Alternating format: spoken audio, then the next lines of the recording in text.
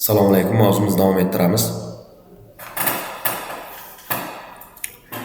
Xo'sh, xulosa qilib aytadigan bo'lsak, falsafa 21-asrda insoniyatning murakkab muammolarini tushunish va hal qilish uchun zaruriy vosita bo'lib qolmoqda. U texnologik va ijtimoiy jarayonlarga chuqur ta'sir ko'rsatib, yangi fikr va yondashuvlarni yaratishda davom etmoqda. Xo'sh, falsafa fan metodologiyasini shakllantiradi. Falsafa ilmiy bilim olish jarayonlarining asosiy tamoyillari va uslublarini o'rganadi hamda ularni tizimlashtiradi. Shu orqali falsafa fanlarining metodologiyasini shakllantiradi. Metodologiya bu ilmiy tadqiqotlarning usullari va prinsiplari majmuidir. Falsafa bilimning mohiyati, haqiqat izlanishi va tasavvurlarni tizimlashtirish bilan shug'ullanadi. Natijada falsafa ilmiy taraqqiyotlarning asosiy yo'nalishlarini belgilab, fanlarning barqaror rivojlanishini ta'minlaydi.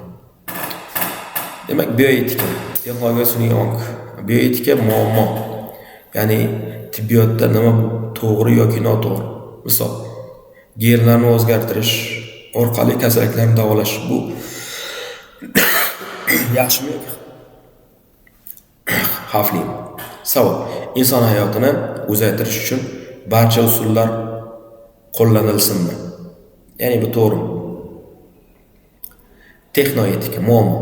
Texnologiyalar qanday ishlashi va ularning javobgarligi masalasi. Misol, avtonom avtomobil yo'l qoidasini buzganida kim javobgar? Ishlab chiqaruvchimi yoki haydovchi? Savol: robotlar qanday axloqiy qarorlar qabul qilishi kerak?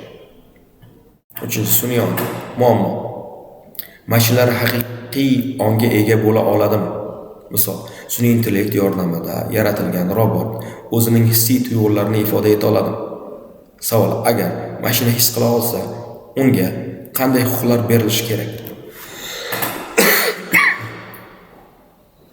Demak, falsafa va texnologiya. Falsafa va texnologiyaning o'zaro ta'siri. Falsafa haqiqat, axloq, ong va bilim haqidagi savollar beradi. Inson va jamiyatga oid tushunchalarni tahlil qiladi. Texnologiya hayotni yengillashtiradi. Sun'iy intellekt, robototexnika, biotexnologiyani yaratadi. Demak, o'zaro ta'sir. Aqliy mezonlar beradi. Yangi texnik imkoniyatlar yaratadi. Sun'iy ong haqida savollar qo'yadi. Falsafa. Texnologiya esa sun'iy intellekt tizimlarini ishlab chiqaradi.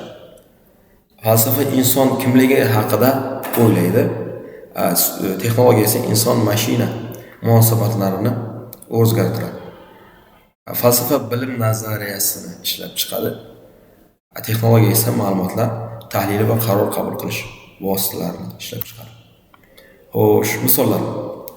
Ay etikasi, sun'iy ongning huquqlari bo'lishi kerak. Gen muharrirligi yoki hayotni o'zgartirishga axloqiy ruxsat bor. Yoki bo'lmasa ma'lumot xavfsizligi, texnologiya bizning shaxsiy himoyamizni buzmayaptimi?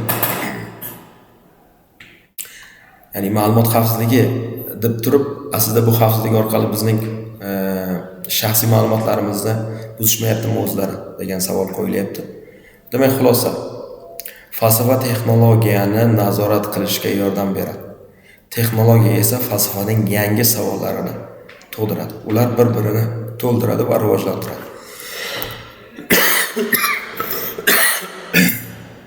Demak, bir so'z bilan aytganda, falsafa hozirgi davrda kerakmi degan savol beradigan bo'lsak, falsafa bu hozirgi davrning hozirgi ilm fanning kompasi.